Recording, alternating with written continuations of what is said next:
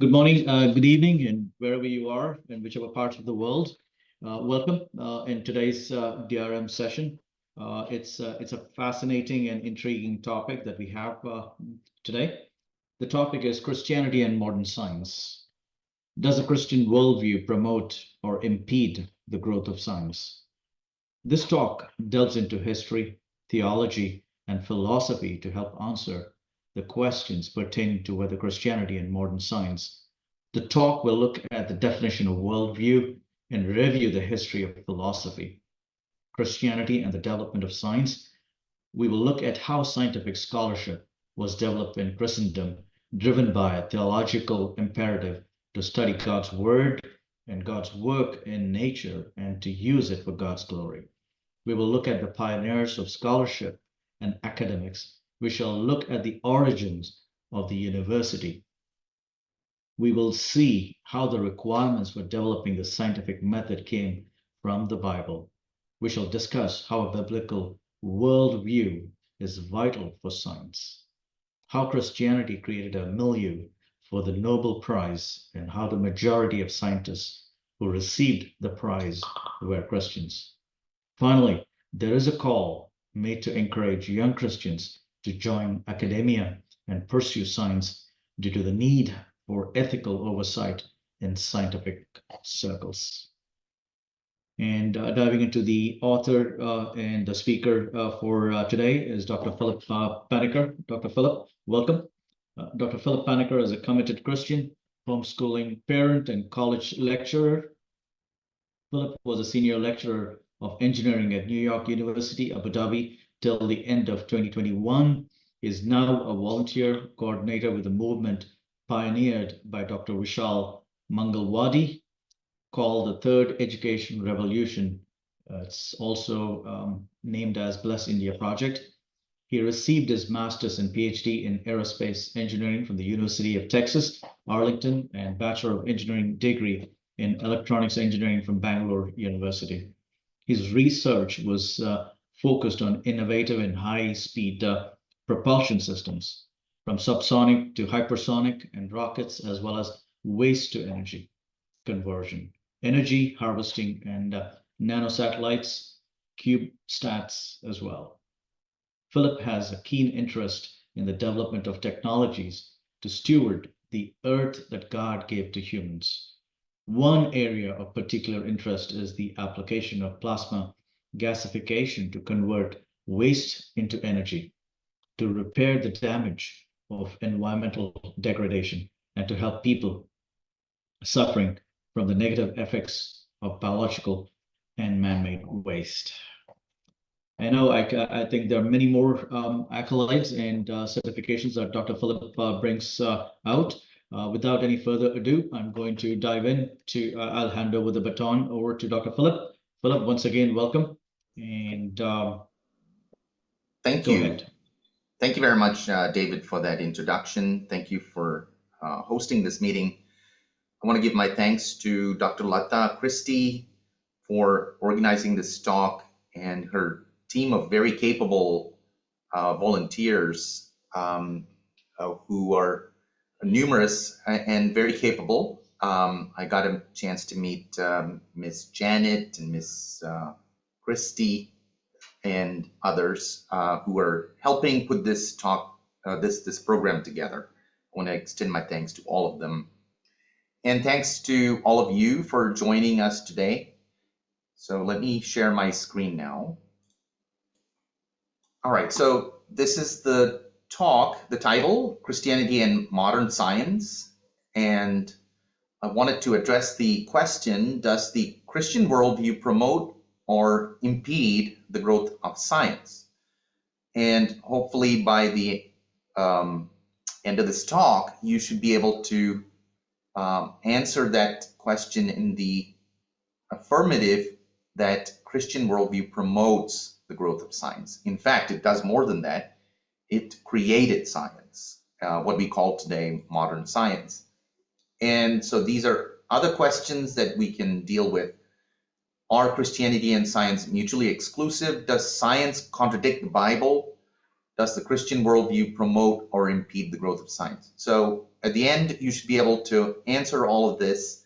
So we will look at history, the history of philosophy and history of Christianity. And then we will look at definitions. What is the scientific method? We will look at how Christianity created modern science. We'll look at a few pioneers of modern science who are all Christians. We will look at how Christianity created the university and academia and scholarship. And then we will look at definition, again, the definition of worldview, which comes from the German word Weltanschauung.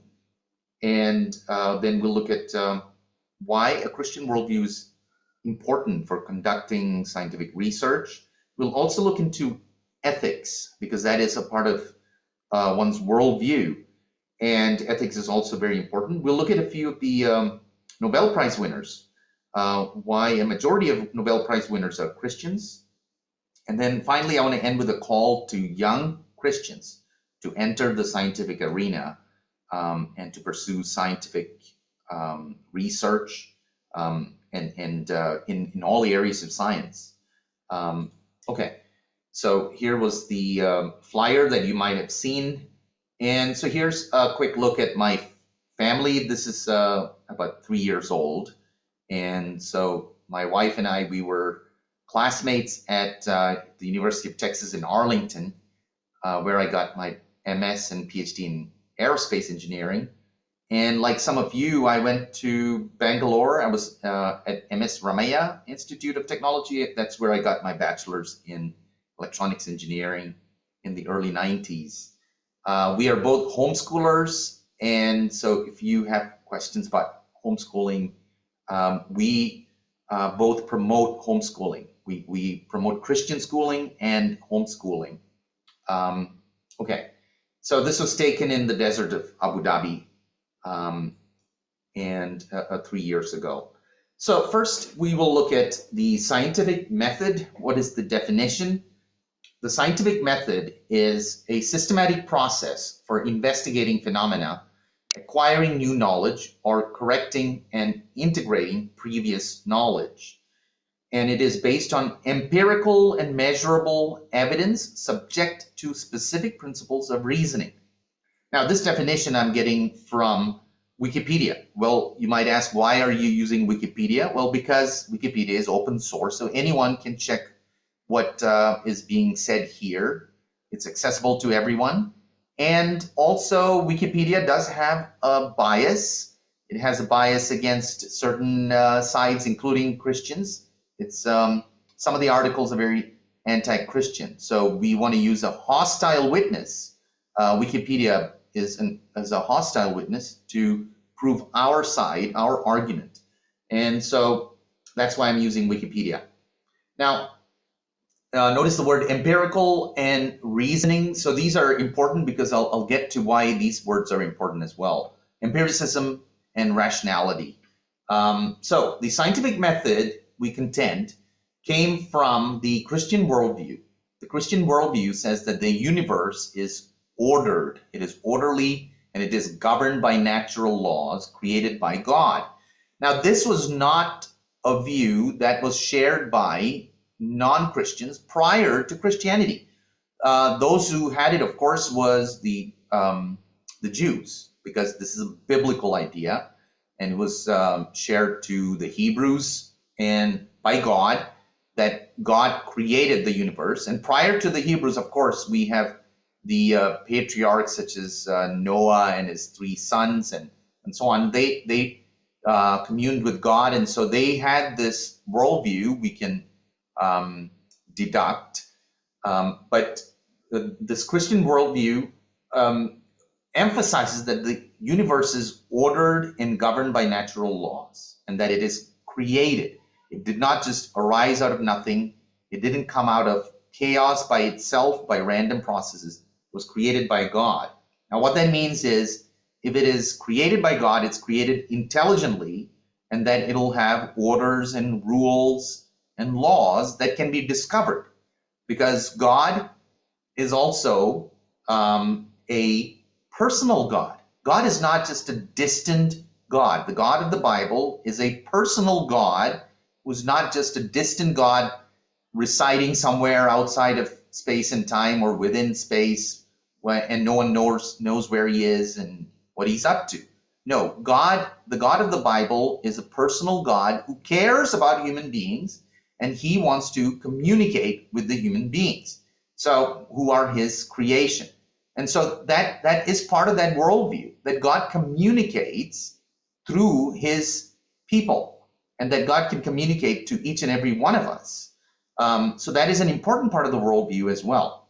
Now, the doctrine of Christianity, so the belief in an orderly universe created by God led to the search for natural laws. So if God, the God of the Bible, has given laws, the Ten Commandments, and then he gave specific rules for constructing the ark to Noah. He gave specific rules to Moses and to Moses for the construction of the ark, for the tabernacle. He gave very specific laws for conduct, for priestly duties, for all sorts of affairs of dealing with life in the land of Canaan.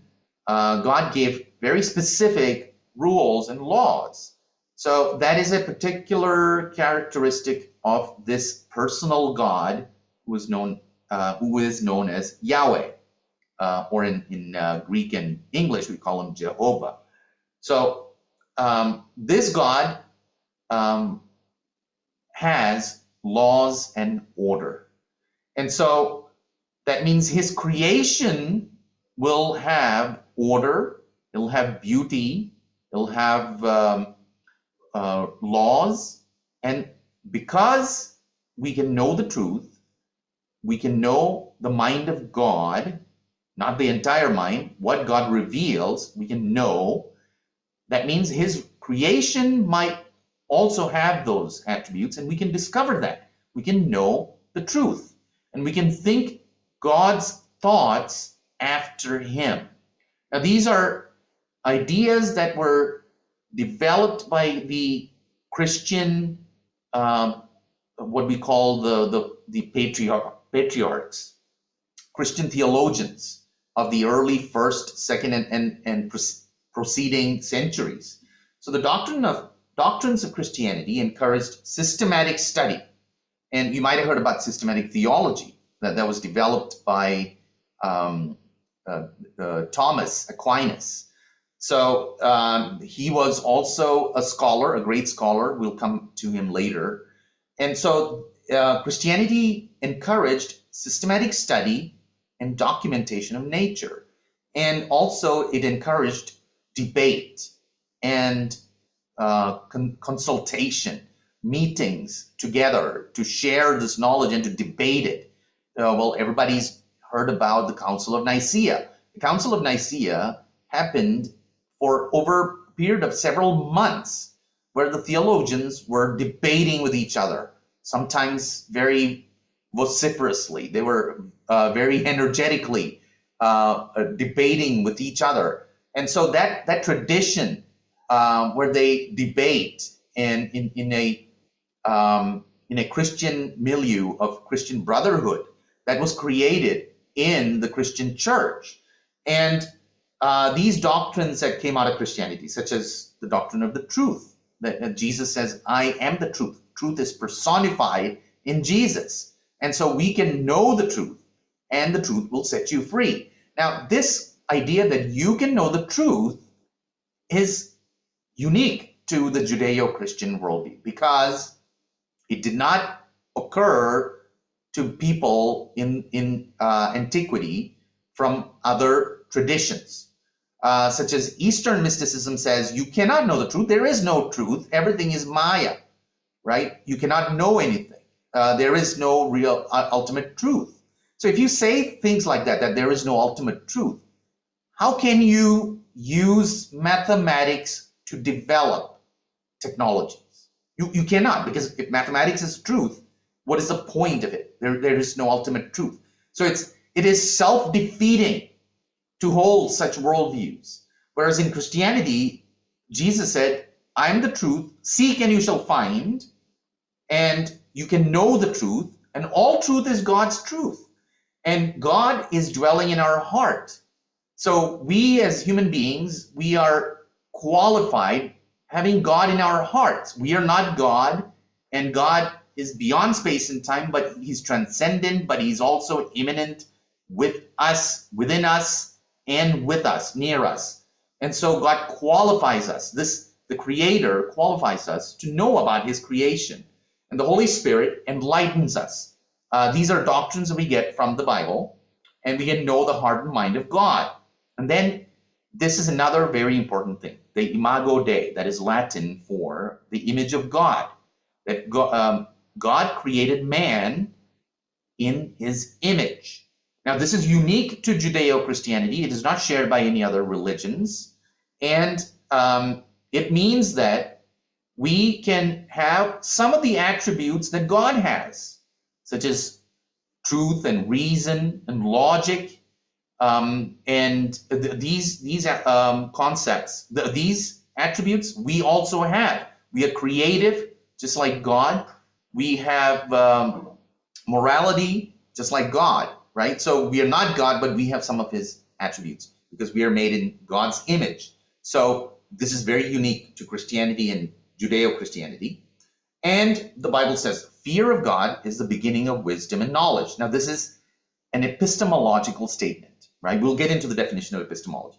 Now, also, the Genesis dominion mandate, where God tells Adam, that is male and female Adam, to have dominion, to go multiply, have dominion over the earth.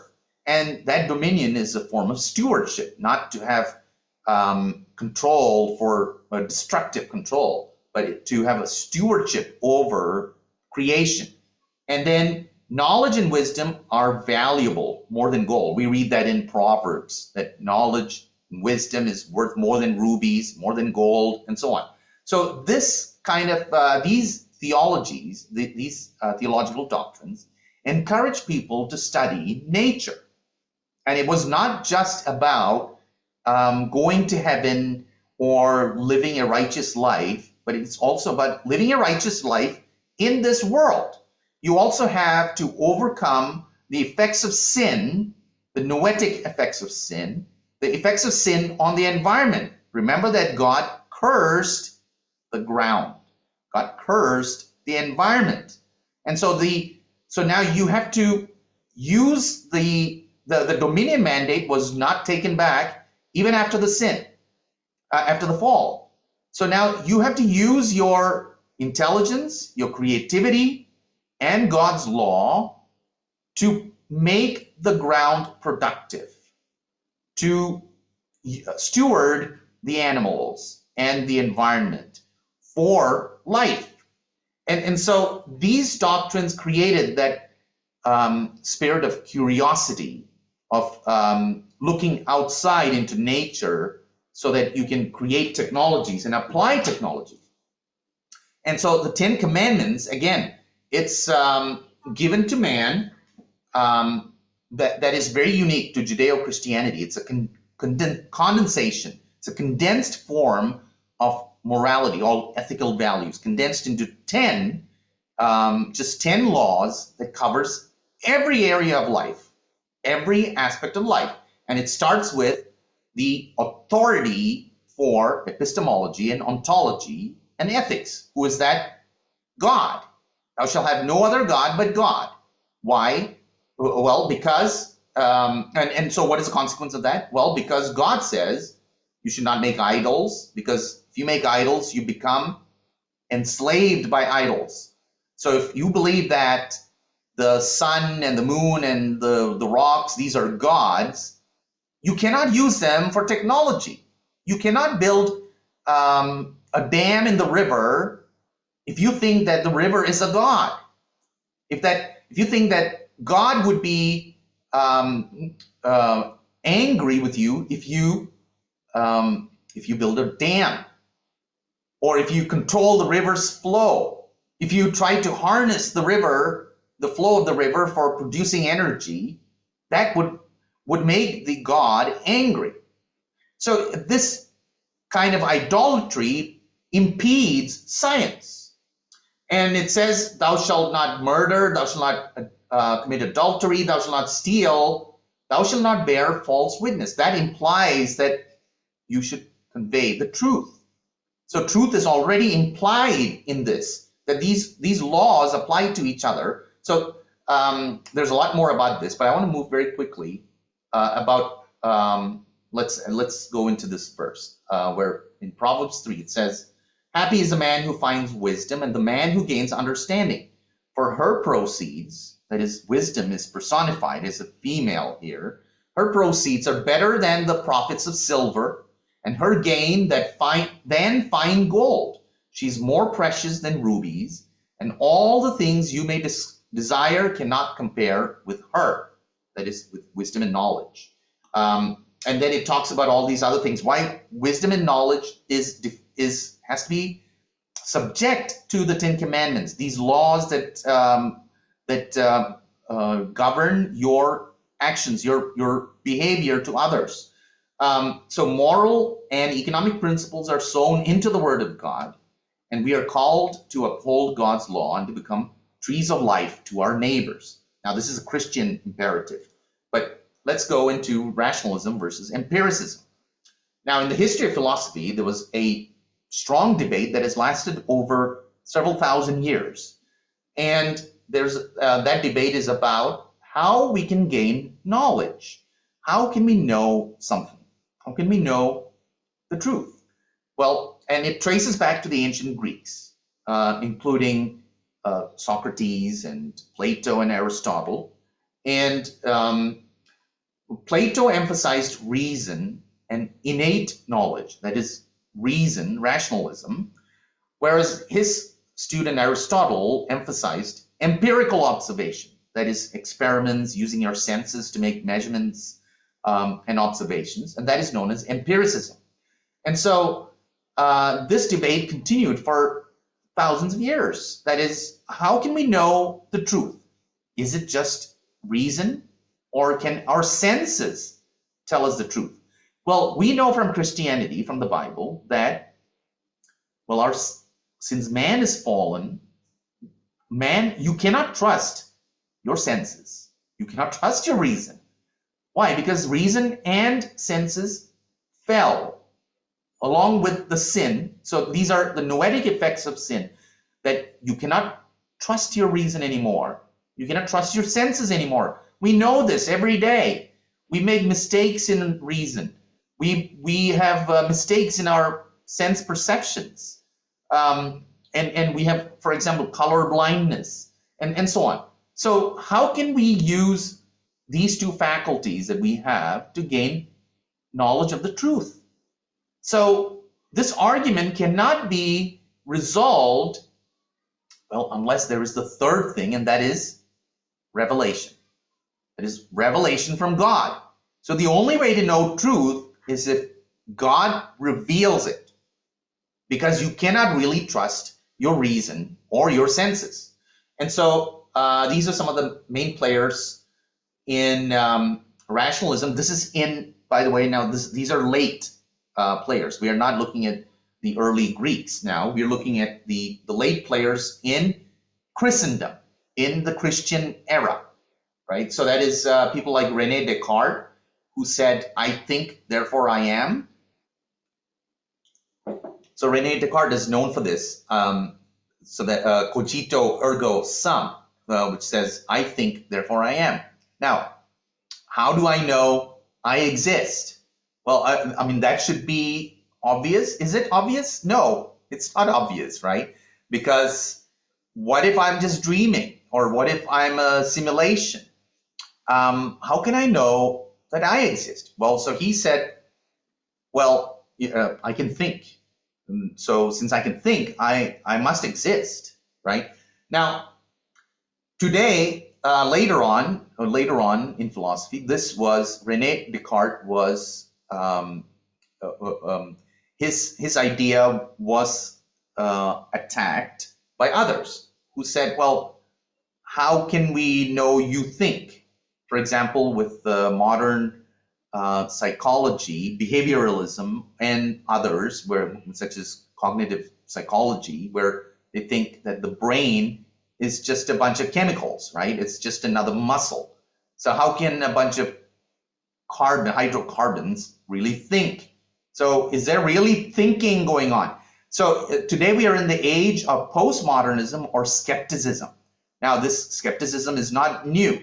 Skepticism existed 2,500 years ago at the time of Alexander the Great, because that is what the Greeks had descended into.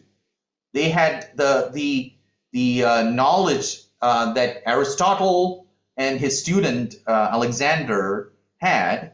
Alexander the Great's teacher was Aristotle. But soon they met with skeptics that were Buddhists in India. And so they developed the idea of skepticism. And so that you cannot really know anything as a skeptic because you start to question everything. And okay, so let's just proceed. We'll come back to that. Now there's Spinoza, who was one of the inspirers of Einstein. He was inspired by Baruch Spinoza, who was a Jewish agnostic. He left his Jewish faith, and he developed systematic rationalist philosophy. Later, we have Leibniz. Leibniz, we know, but Leibniz is one of the founders of calculus. Then empiricists included John Locke and George Berkeley and David Hume. These are, again, late players, but Newton, Isaac Newton was around the same time in the 1680s. He was also in the empirical school, and some of them believed in this concept of the tabula rasa. And the tabula rasa is just Latin for the blank slate. Now, that concept has been largely defeated because humans are not born with a blank slate. There is no tabula rasa. All humans are born with an innate knowledge of certain things. Okay, then there is induction versus deduction. Now, deduction says that deductive reasoning involves drawing specific conclusions from given premises only. So deduction means you have some statements to begin with, some premises to begin with. You cannot have any external input. So whatever you have, you can make a decision based on what you already have.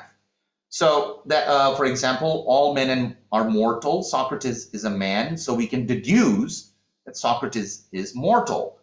Now, induction says that you need an external knowledge, right? And that external knowledge can come from reason or empiricism. And so inductive reasoning involves drawing general conclusions from specific observations, that is external knowledge. And then the conclusions are probable but not certain. So, for example, the sun has risen in the east every day. And the conclusion is that the sun will rise in the east tomorrow. Now, can we conclude that? Well, that is a generalization. They are borrowing, again, from a Christian worldview that the world is uniform. A pagan view does not have that uniformity in nature. They cannot just make that conclusion. So induction is using external observations, external knowledge to make conclusions with the data that is obtained. Now, the problem of induction is that induction is wrong. Who said that? David Hume was a philosopher. We read about him. There he is, 1711 to 1776. He died pretty young. So he said, Scottish philosopher David Hume, he argued that we cannot justify inductive inferences logically. They're based on habit rather than certainty. The problem of induction is that it's based on the assumption that future observations will be similar to past observation. But this cannot be guaranteed. It's like saying, you know, the black swan. So you see swans and you see white swans all over. And so you say, well, all swans are white. So do we know that there is a black swan? Well, we don't know until we meet the black swan. So the induction is saying that based on our observations, all swans are white, right? So that is what David Hume is saying. It's based on habit. It's the assumption. It's an assumption that future observations will be the same. And so induction is wrong. Philosophically, it is wrong. It is unacceptable for knowing truth. And this brings you to a dead end. And so to break this, you have to break out of the cycle of just deduction and induction and empiricism and rationalism. And so you need to have an epistemological innovation to get out of this deadlock. And so you need to, okay, this is, I think this is too premature, but when somebody says you need to trust science, trust the science is the most anti-science statement ever. Questioning science is how you do science. Okay, I should have put that later. So what Christians came up with is the concept of the scientific method. So you create a scientific theory by making an observation or a question, and then you do research, and then you come up with a hypothesis, and then you test the hypothesis with experiments. And so notice there is deduction, and there is induction, and there is empiricism and rationality. So it's involving all of them. And then you analyze data, that's induction, and then you report conclusions, and so you keep testing it. So you need to test it, so your theory has to be testable, your theory has to be reproducible, has to be repeatable, and it has to be falsifiable. Now this last one was introduced in the mid-1900s by someone named Karl Popper, who was a mathematician. Karl Popper was not a Christian, but he grew up in a Christian milieu. So he is borrowing from a Christian heritage to build his theory. But anyway, this falsifiability is important, which means that your theory should be falsifiable. That is, if your theory is violated by measurements, then your theory is wrong. So if your theory is not falsifiable, then your theory is practically useless. And a lot of theories today are unfalsifiable. And this goes into cosmology as well as evolution. Okay, your theory should be predictable. It should have predictive power if it is to be practical and useful. It should be simple, and that is Occam's razor. Occam was a priest, by the way. And so Occam's razor says that the simplest explanation is the right one. Don't overly complicate your theory. And then the scope. The theory should explain a wide range of phenomena. And that's, for example, heliocentrism explains phenomena much better than geocentrism. And so now the scope has improved for heliocentrism. The scope is improved. It can explain more theory, more things, more observations. And so then your theory should not just be a theory, a mathematical theory that sits in books, or you just do research with. It has to be applicable. It has to have immediate application. And you can see all over Christendom that as soon as there was new discoveries, there was also application. And the Industrial Revolution came out of that, the application of science discovered by people like Newton and Robert Hooke and so on. So some of the pioneers of the scientific method, Francis Bacon, who was a monk, and Galileo, everybody knows, Isaac Newton formulated laws of motion and universal gravitation. He discovered calculus, and so he's one of two people credited with discovering calculus. And Robert Boyle, René Descartes, we read about, talked about Johann Kepler, Blaise Pascal, William Harvey discovered the circulation of blood. Notice the dates. These are all 1500s and 1600s. What are the things? What happened just prior to this? What happened prior to this date? The Reformation, the Protestant Reformation. That happened in 1517. So the Protestant Reformation led to a great explosion in scientific discovery. Okay, Christian Huygens, 1629 to 1695, Antoine van Leeuwenhoek, he pioneered the use of microscopes in biology, and so on. What is common about all these names? What is common is that they were all Christians. They were theologians. Isaac Newton was a theologian. He wrote more about theology than he did about science. Okay, and then let's look at philosophy.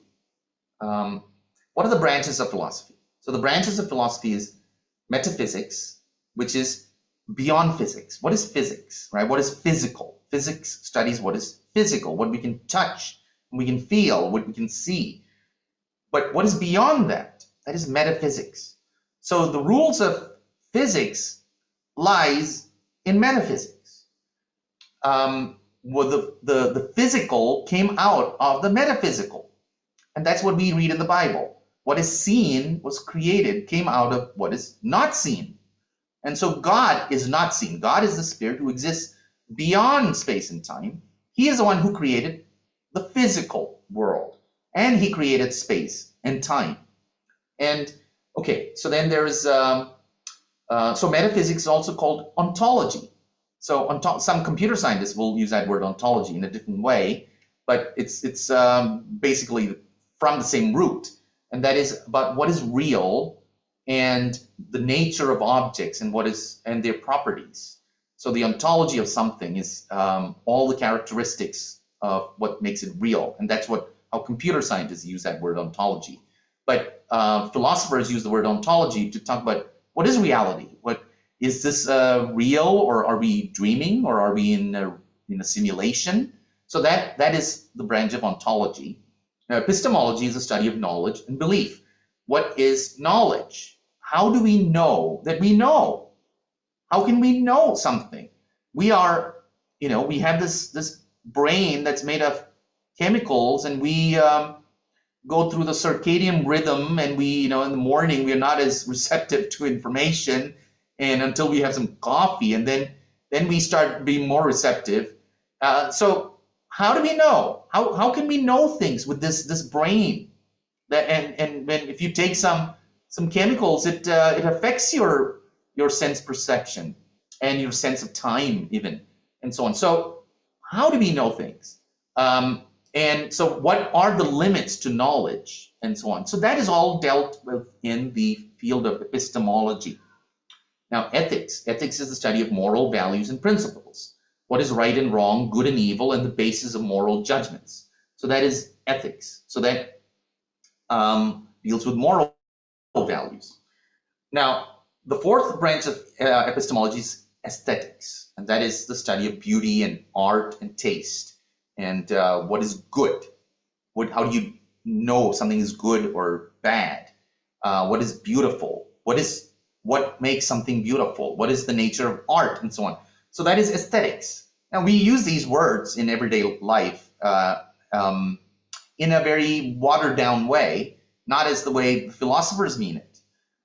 From these, you have other branches of study, which includes logic, the three laws of logic. We know the three laws. This was formulated by Aristotle, and then it was reapplied by the scholars in Christendom, and also in the lands that were Christian, that were conquered by Islamic empires.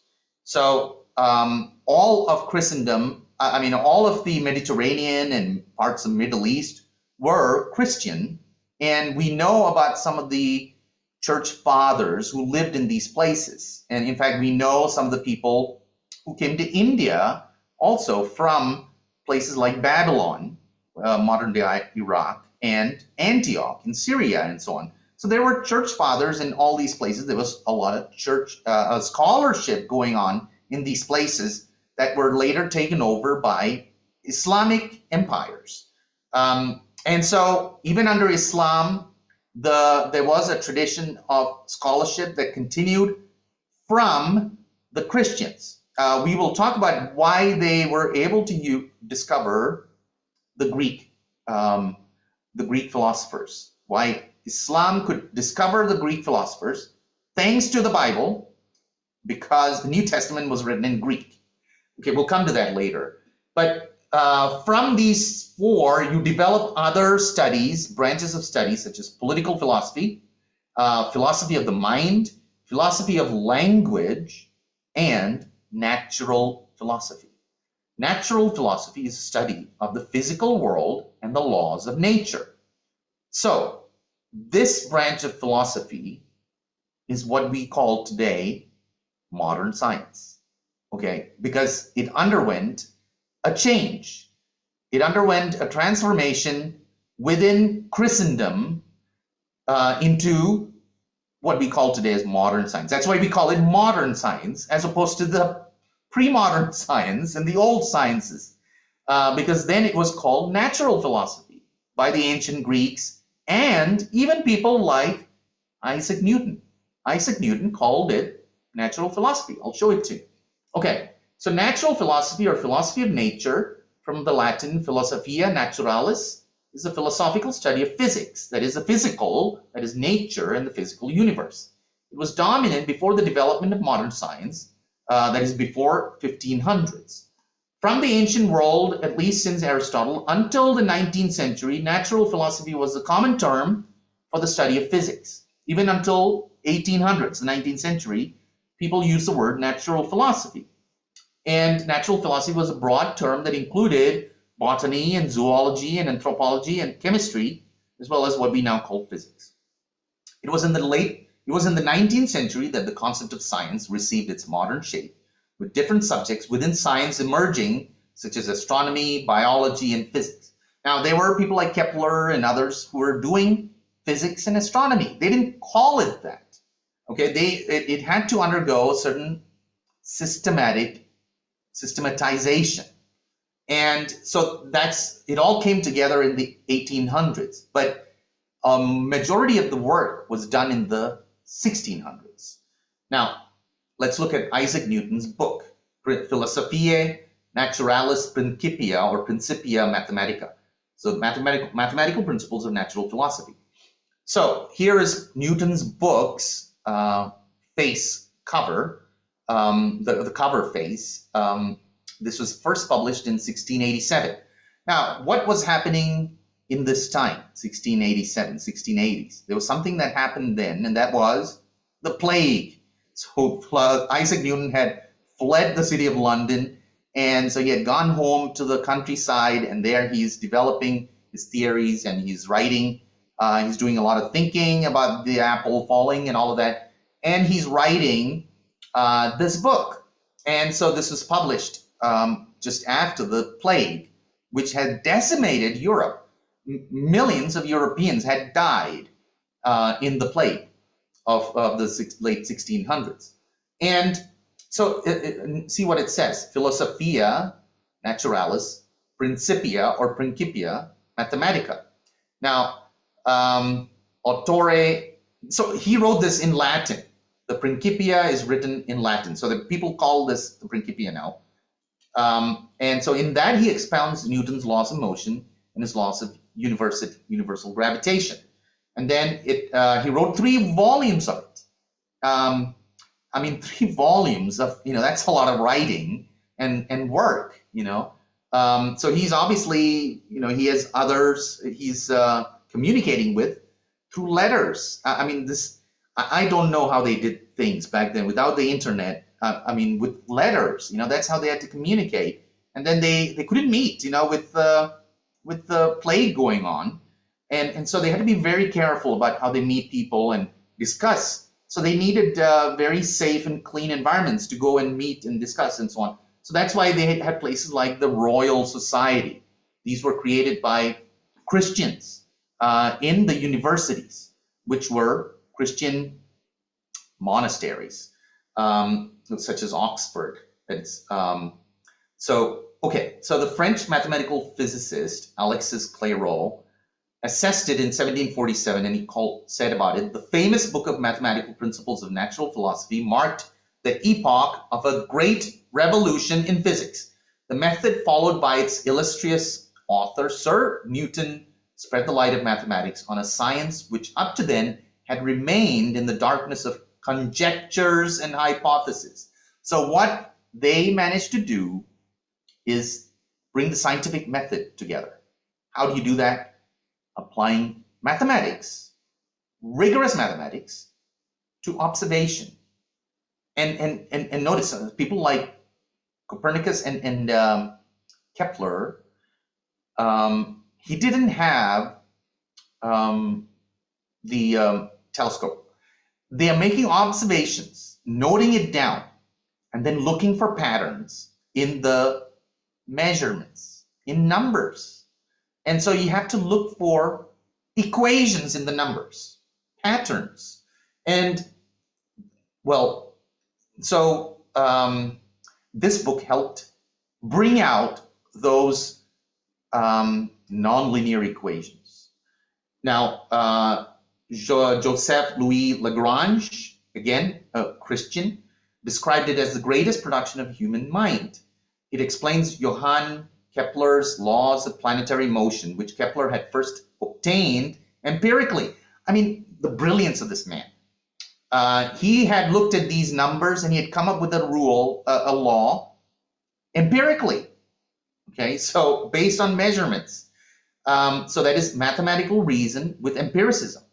So again, so they're transcending that argument between rationality and empiricism, and they're coming up with mathematics, which is rationalism, with empiricism of measurements, and they're bringing it together to look for mathematical patterns, equations. Now let's look at something interesting about this cover. There's something interesting. Look at this font, okay? So see this word Matheseos, okay? You see that? That is an S, S as in sugar, okay? So that looks like an F, okay? Look at this, Professore Lucasiano. Okay, you see the S? This is the old S. Look at this old S. It looks like an F. Now that symbol is the integral symbol. You notice the integral symbol? Why is it the integral symbol of the S? Summation. So we have sigma and then we have S for summation. Wait, am I over time already? Okay, thank you. And okay, the PhD. Why do we get a doctor of philosophy when you do a degree in engineering or medicine? Why is it called, again, remember, we just said everything comes out of natural philosophy. So the doctor of philosophy, PhD, is a terminal degree that usually denotes the highest level of academic achievement in a given discipline and is awarded following a course of graduate study and original research. Degrees were granted by Christian universities with permission from the church. Now, remember this concept of laying on of hands, you know, the ordination and so on. So that evolved into something we call degrees and titles. And so the doctor title just meant teacher, okay? So the doctor just meant teacher. So somebody who could teach had to be ordained. They had to be given that license to teach. And so that is how these concepts of degrees, such as the degree of the magister, today we get the word master's degree from the word magister, and so on. So these are Christian concepts that came out of the church. So the PhD is a doctor of philosophy because that's a teacher of the natural philosophy. That's why it's called a PhD. Okay, so the professor title. So the professor is one who teaches a branch of knowledge. These titles were created in Christian universities in Europe in the Middle Ages. The word comes from the Latin professor, for a person who professes to be an expert in some art or science. Yeah, you cannot just say you're, an expert. Somebody has to give you an ordination. Somebody has to ordain you to teach, because there's a lot of heretics going around. So how do we know we can trust you? Well, the church has to ordain you, right? So this is why the magisterium of the Catholic Church played a big role in the development of the university. So the title goes back to 1706. Anyway, so and you can read more about it from the Oxford English Dictionary, such as these titles of professor. There's magister, master, doctor, and then titles such as reader, lecturer, instructor, tutor, etc. All of these came out of the monasteries and out of the churches. Okay, so science, we know, is a rigorous, systematic endeavor that builds and organizes knowledge in the form of testable explanations and predictions about the world. This is from Wikipedia. So modern science is typically divided into three branches: natural sciences, social sciences, and formal sciences. So natural sciences, physics, chemistry, biology; social sciences, economics, psychology, sociology, and others, which deals with individuals and societies. And then the formal sciences, such as logic, mathematics, and computer science. That's a new one. And they are governed by axioms and rules. So the word science has been in use in Middle English since the 14th century in the sense of the state of knowing. But where did they get this word science from? So it's a Latin word, scientia, meaning knowledge, awareness, and understanding. So the first person to use the word science, and scientist, actually, not science, but scientist, was William Whewell, an Anglican priest, theologian, an English polymath, and historian of science. He introduced the word scientist in a review of Mary Somerville's book on the connection of the physical sciences.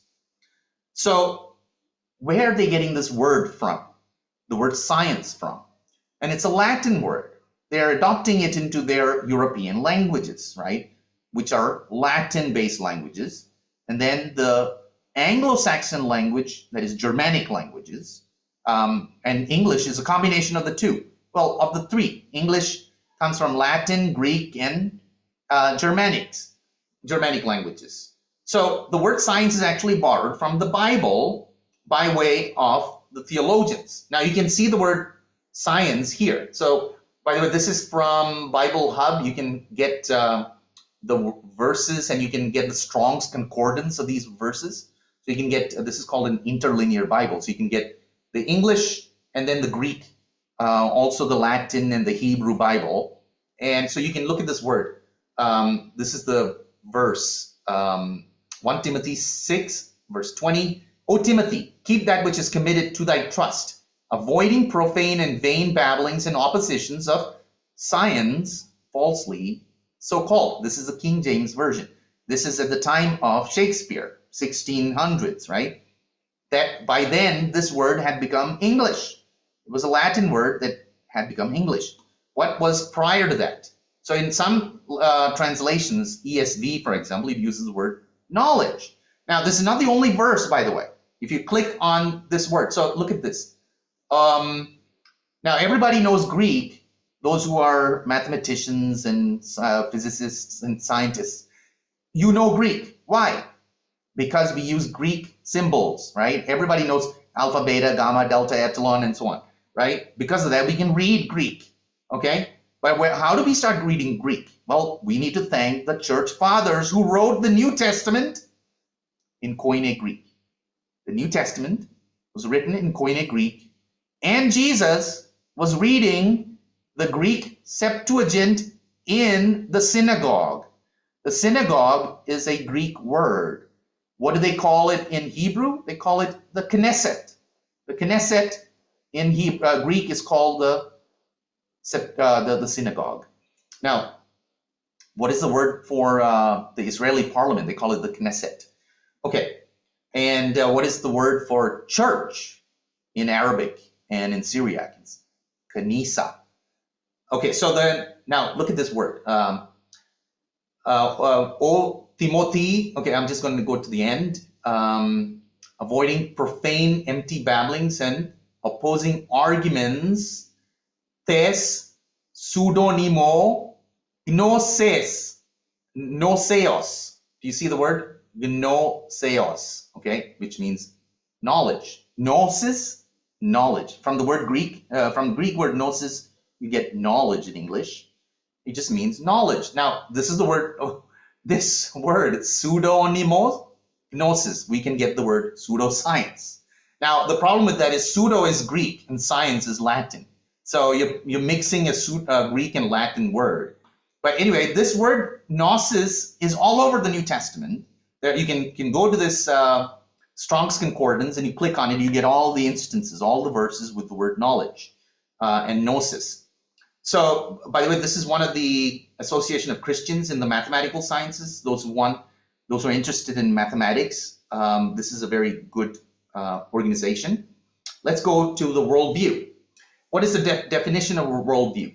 A worldview is a collection, a network of attitudes, values, stories, and expectations about the world around us.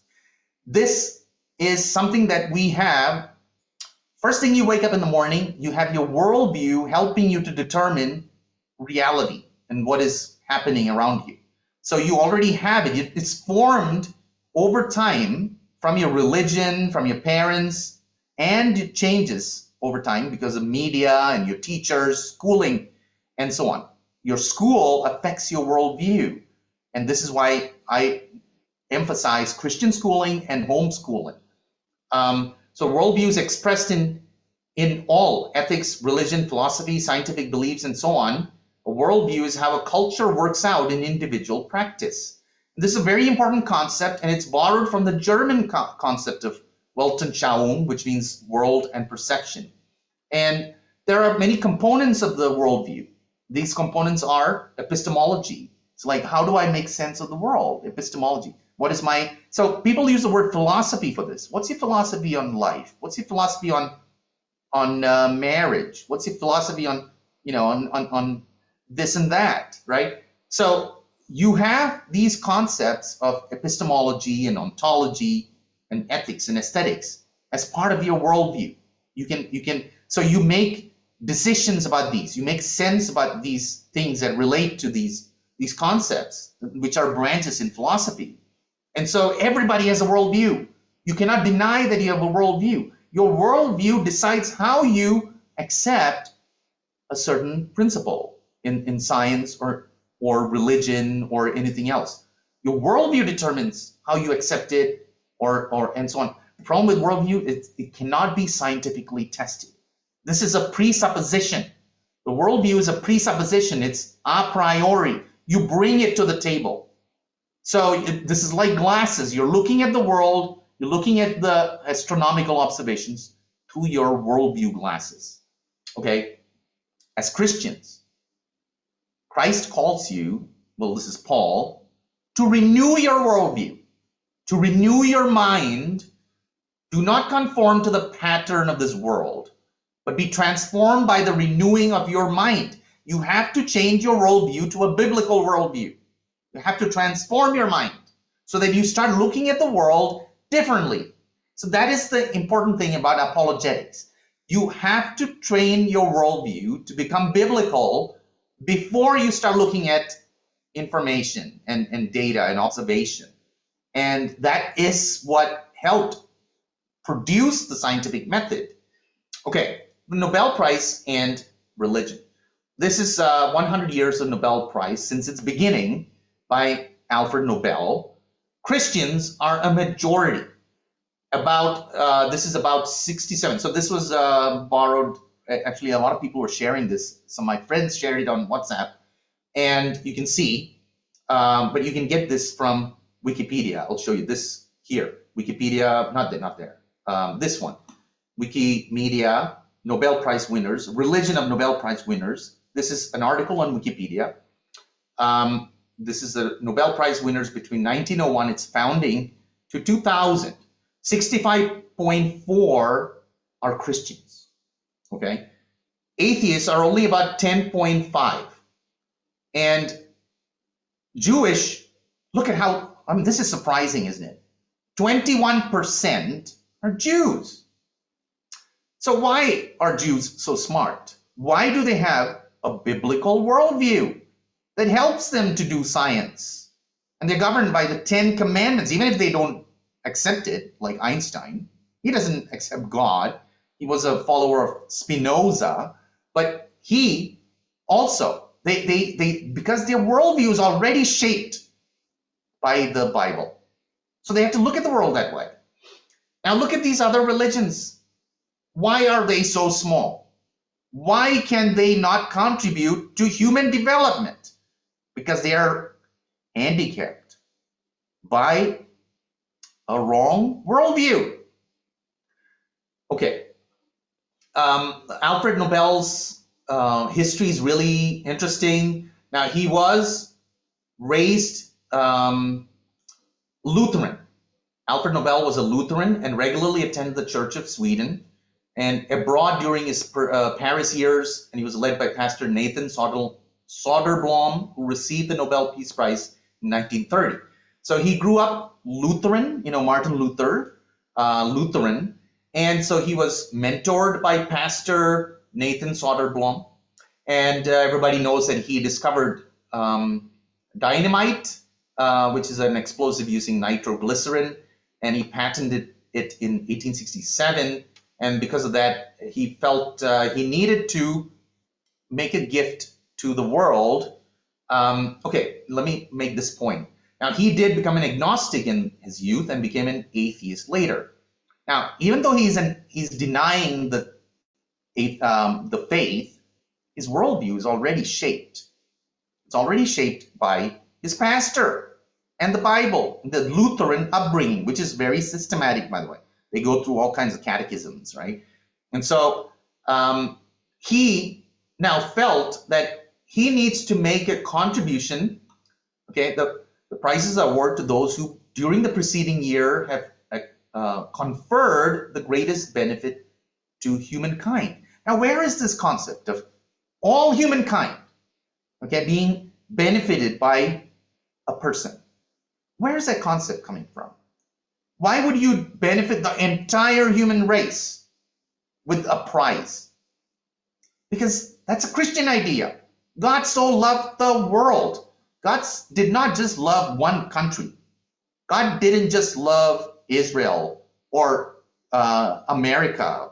Or no, God loved the whole world. He wanted the whole nation, the whole world, all the nations, all the people in the world to be saved. He loves all of them.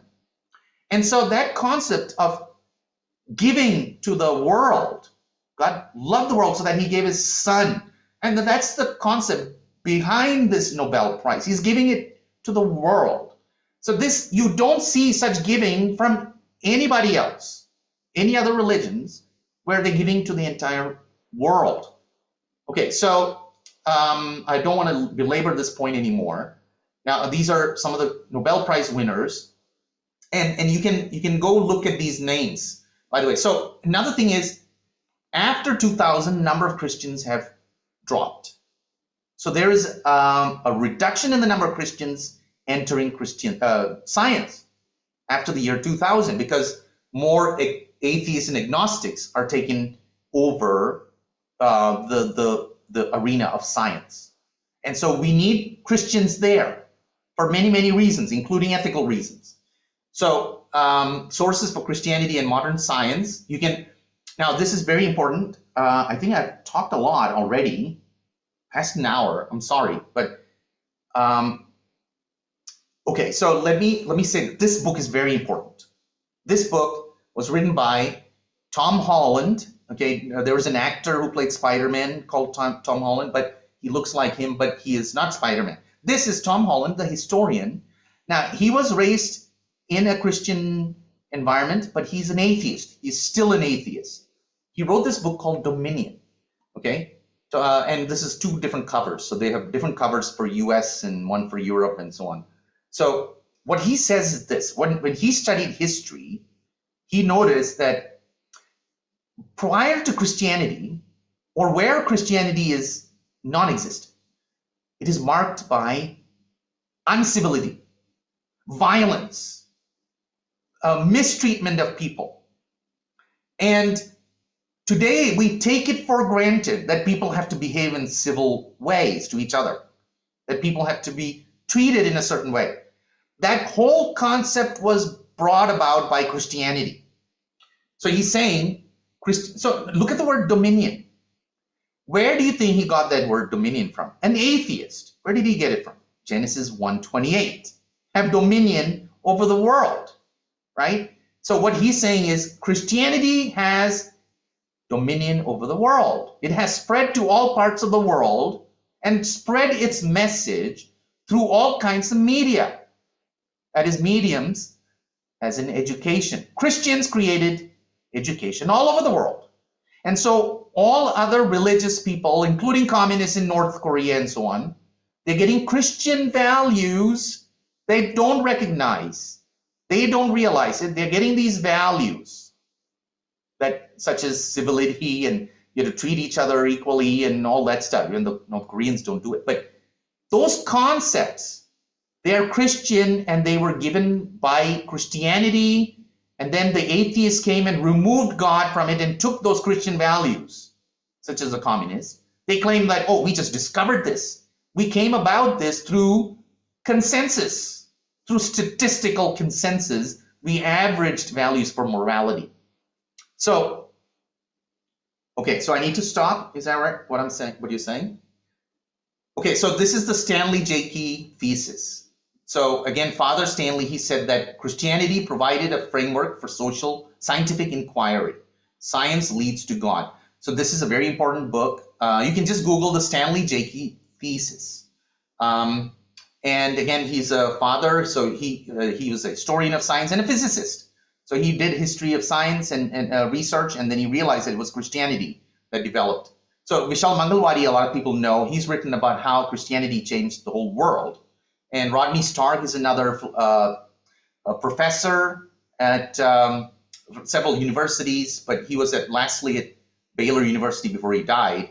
And so he wrote many, many books. These are just three: The Rise of Christianity, The Victory of Reason, How Christianity Led to Freedom, Capitalism, and Western Success, and How the West Won Because of Christianity.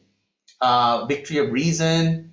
Okay, this is a really good author. His books on logic are very useful. How Christianity Changed the World, Alvin Schmidt.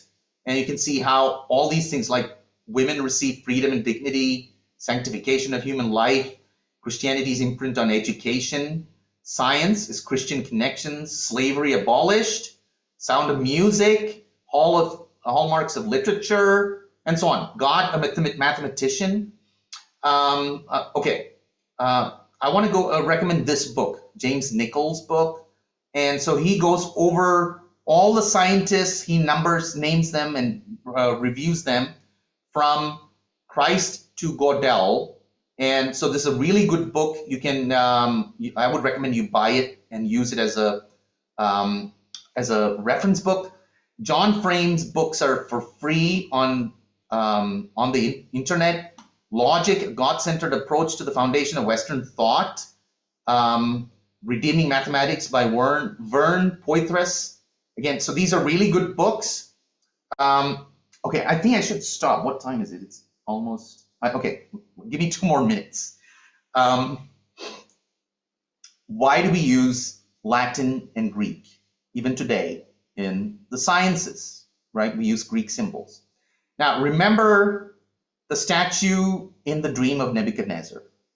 So he saw this, he saw the statue, and it had legs of iron. There were 2 legs, and at the feet of iron and clay, there was a rock that came and struck it down and destroyed it, and then the rock became a mountain.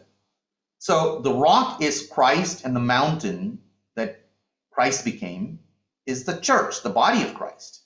And so the mountain covered the entire earth. Okay, so this is a dream. We're not talking about a spherical earth or anything. It's a dream. So the mountain becomes, the rock becomes a mountain. That's Christianity. Christianity is spreading all over the world today, and it has taken over. It is the dominant religion in the world, and it is spreading. Now, the legs of iron. So what happened is, in 286, the Roman Empire, 286 AD, the Roman Empire was split into East and West by Diocletian, Emperor Diocletian, for administrative purpose, okay? Because it was too big to administer, in those days without phones and internet and so on. So he just split it to administrative zones into 2, left, West and East. That carried over into later after Constantine. And so what happened is on the left, they decided to use Latin, and on the right, they decided to keep with Koine Greek. And so we can see the Septuagint was translated into Koine Greek in 285 to 246 BC, before Christ, or BCE, before the Christian era. Not Common Era, before Christian era. And the New Testament was written in Koine Greek. And then St. Jerome translated the Septuagint into the Latin Vulgate. So we get the word India from St. Jerome.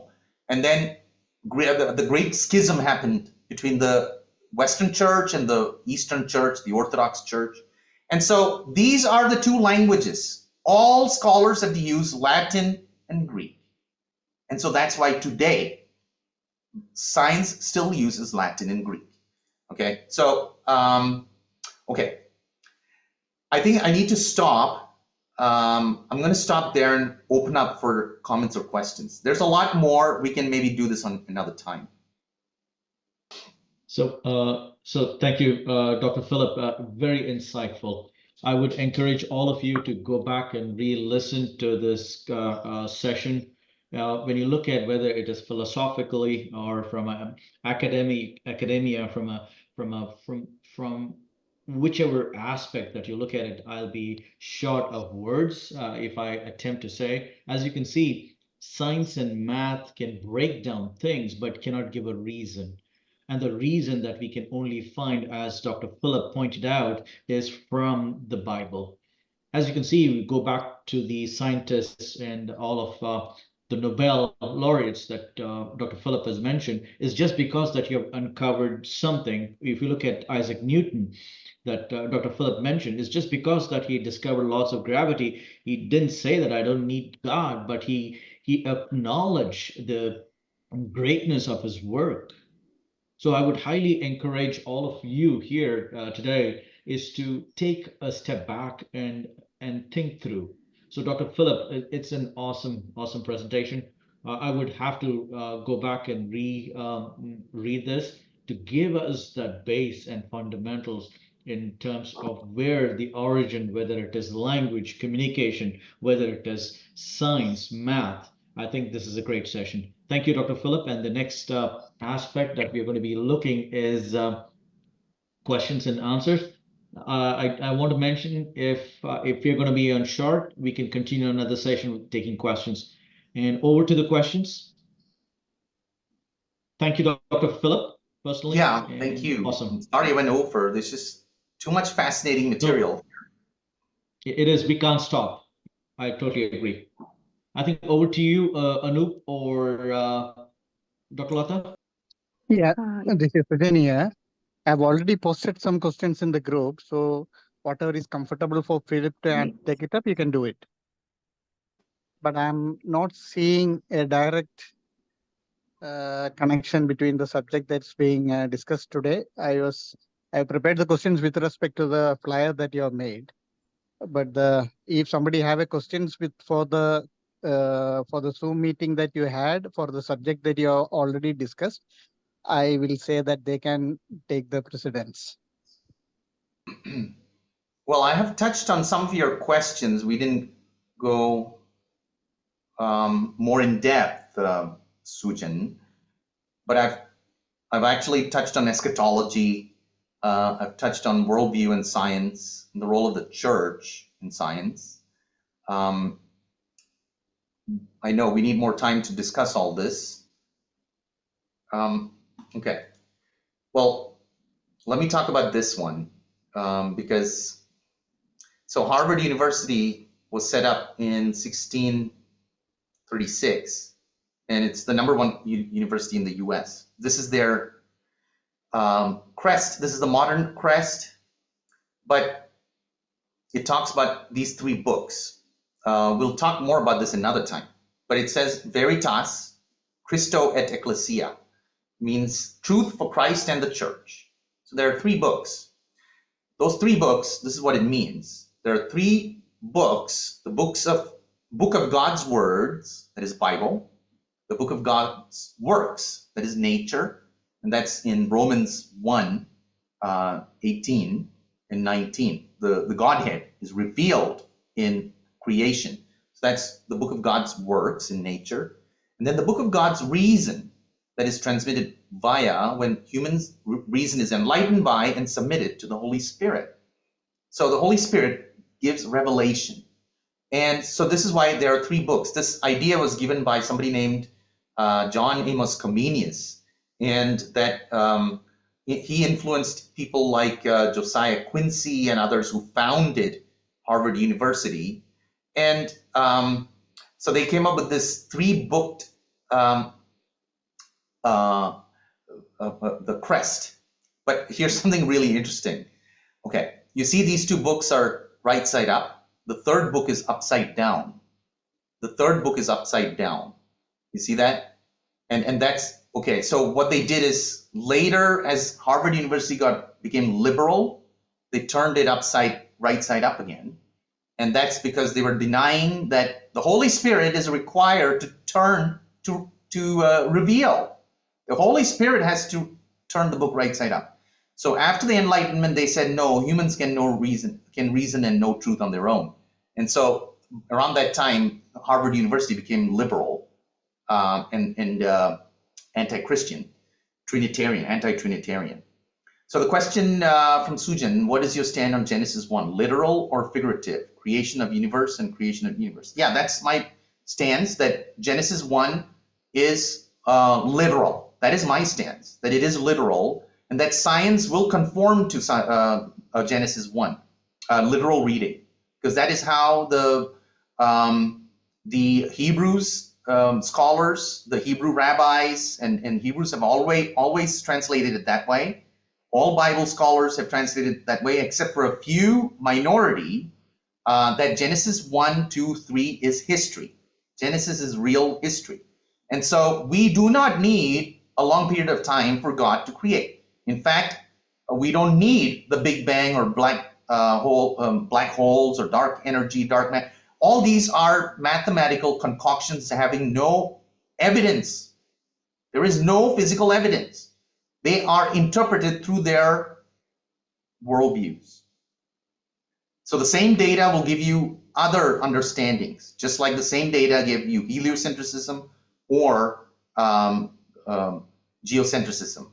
So with science, we can show that the earth can be, the world can be created in a short period of time.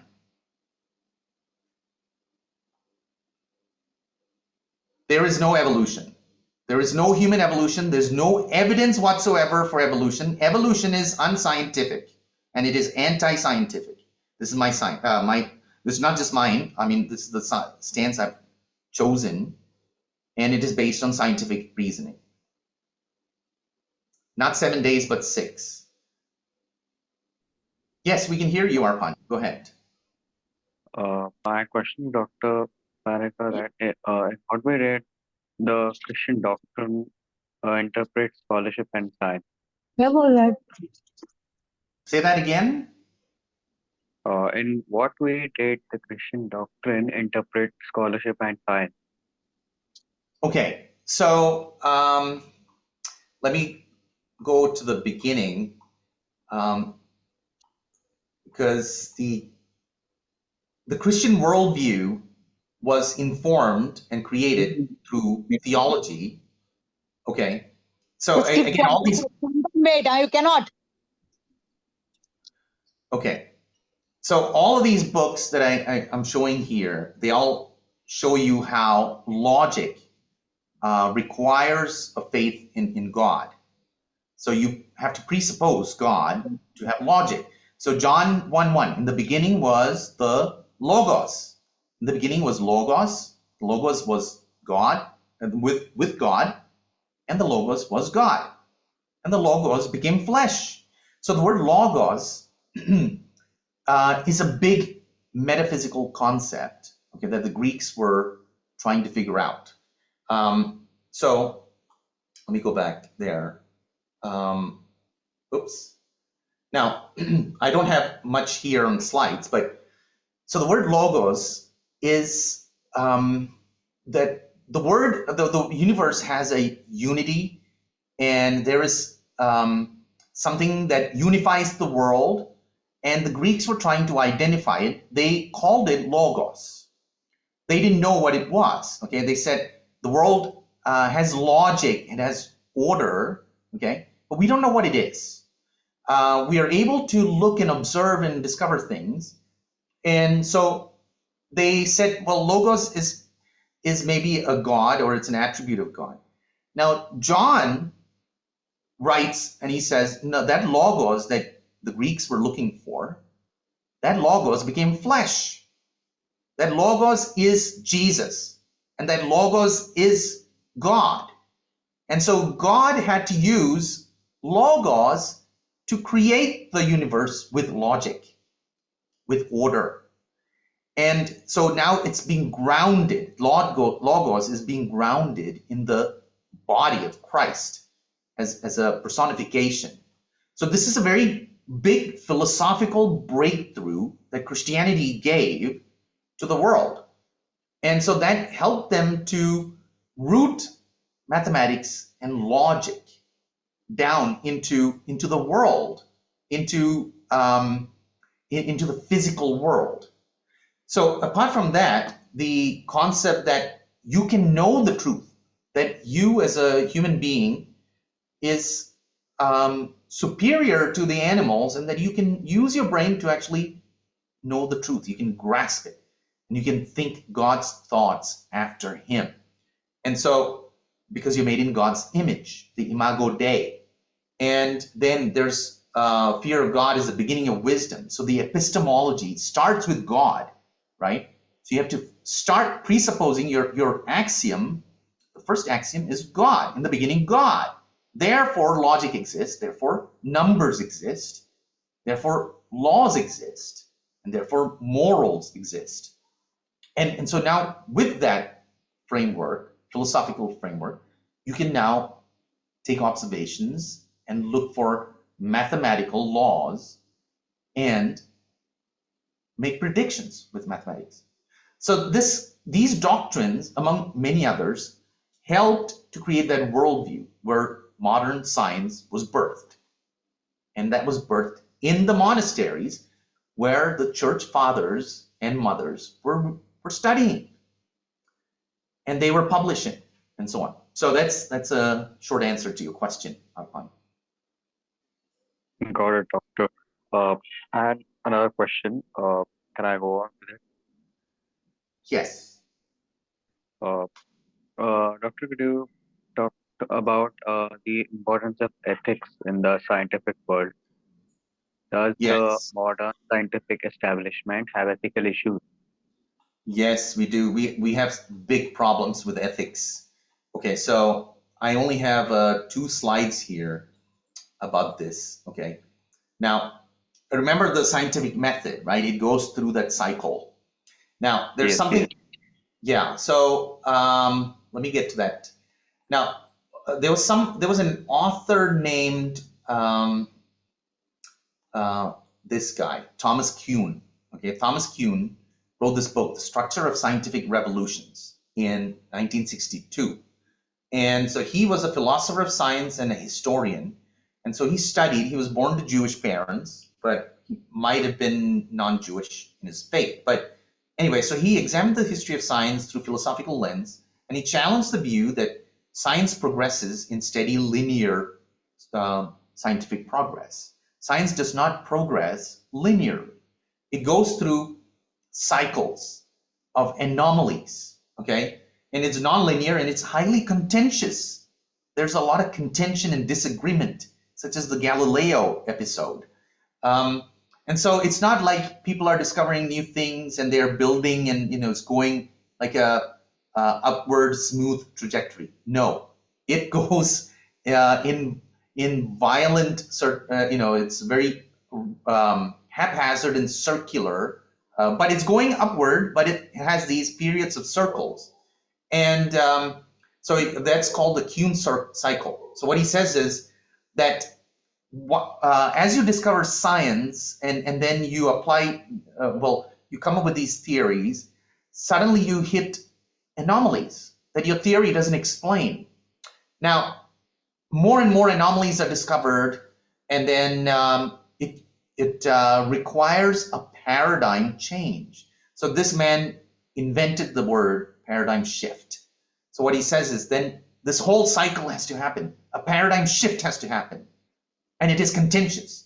So we are, for example, from geocentrism, we are moving into heliocentrism. Now it's a whole new theory, and this whole new theory now suddenly explains things much better, and all these anomalies are explained. But now heliocentrism has anomalies, and so you need, well, elliptical orbits, not circular orbits, again, and so on. So we had all these revolutions, the Copernican revolution, Newtonian revolution, chemical revolution, Darwinian revolution, which is bad. Darwinian is bad. Plate tectonics and so on. It went through revolutions. It was not a steady increase. Now, in that, you need ethics. If you discover something, let's say like Galileo, well, how do you treat Galileo? Would you allow him to publish? Would you allow him to speak? What if you kill the person? Now, this is what happened in non-Christian places. Why did they not advance? India discovered the numbers, right, and zero. Why did it not advance? They didn't have the ethical framework. If you discovered something that upset the king, well, you don't get to talk about your discovery. Now, there is, okay, we won't go into this one, but here's something. Now, there's today, if you just Google, there are major ethical issues. And one of them is paper retractions. So just go to Google and search for paper retractions. Okay? And there's Retraction Watch. And you'll see this article from Nature magazine. This is a very highly rated publication. More than 10,000 research papers were retracted in 2023 alone. 10,000 papers were retracted for fraudulent data, for plagiarism, and for other ethical issues. And this was a record, smashing annual records. In fact, every year, the number of paper retractions has been increasing. And that's why somebody created this Retraction Watch website. So this is one of the big problems, ethical issues in science today. A lot of science cannot be reproduced or repeated because it is fraudulent. And then there is the plagiarism issue. Then there is the issue of nepotism, favoritism in funding and publications and positions and lab access. If you discover something in the lab or in astronomy that upsets the Big Bang Theory, you'll lose your job. If you discover something that upsets evolution, you lose your job and your lab and your funding. The government funds people that please them, you know, and there's corporate cronyism. And so there's a lot of bad ethical problems in modern science. And this is why Christians need to be there to be salt and light in science. Christians need to be salt and light there in the scientific arena. You might be a doctor or physicist, a chemist, or whatever it is. In those disciplines of science where God has led you into, you need to be salt and light. We need more Christians there so we can bring righteousness and justice into the scientific arena, because just like all human institutions, because humans are fallen and prone to sin, all human institutions will fall and have fallen unless there's some Christians to beat back the entropy, to bring righteousness and justice. So that's why Christians need to enter science. More Christians, that is. I hope that answered your question, Arpan. Yes, But Doctor. there's a lot more.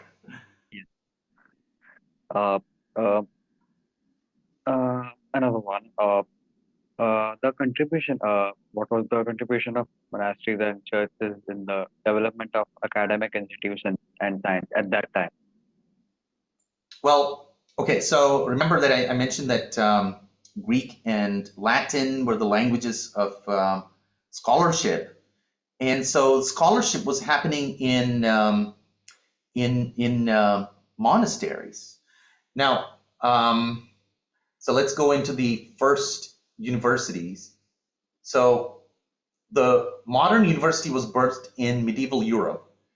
And so there are people who claim that, there were Nalanda and Taxila and these other universities before Christendom, but they were not universities. The concept of university, unity in diversity, that all truths under one truth of Christ, that is the concept of university. And that is the meaning of the word university. You're uniting the truths. And so that's a Christian idea. And so they also conferred degrees that came out of the anointing, the laying on of the hands and that kind of thing. Now then, so monastic schools and was where this education was going on. And so the first university was created by which one is that? Okay. Okay, let me go, the University of Bologna in Italy. So they came up with the phrase alma mater studiorum. Today we call our universities alma mater. What does that mean? It means nourishing mother. Now what is that concept, the nourishing mother? Well, it comes out of the church, right? The church is the body of Christ, the bride. And so the bride nourishes. Of course, there is Mary worship as well. But disregarding that concept of the nourishing mother of studies, we still use that phrase for universities, alma mater. And so it was founded in Bologna, was organized as a guild of students that were monks or priests. They were a first degree awarding institution. The first woman to earn a degree went there, and that lady graduated and became a professor at the university. She earned a doctorate in science, and she worked as a professor. Her name was Laura Maria Caterina Bassi Baratti. She had a big name. And then, look at this. That University of Bologna was started in 1088. 10 years, less than 10 years, University of Oxford. That is where the oxen fords the river.